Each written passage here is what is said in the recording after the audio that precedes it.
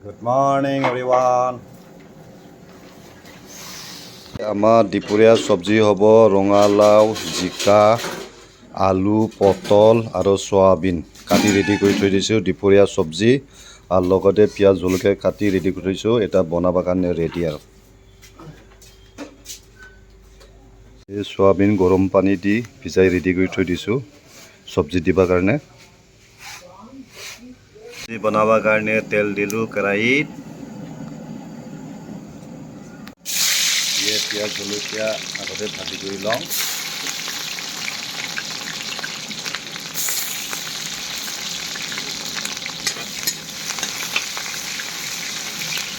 সয়াবিনটো দিলোঁ সয়াবিনটো আগতে ভাজি লওঁ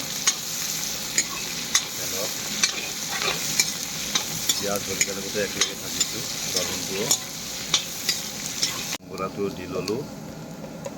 সয়াবিন ভাজাতে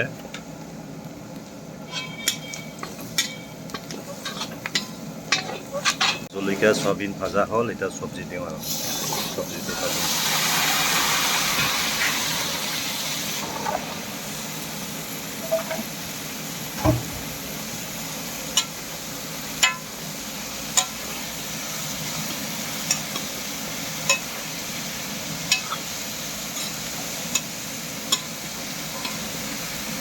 তাৰপৰা চব্জি বনোৱা প্ৰায় হৈছে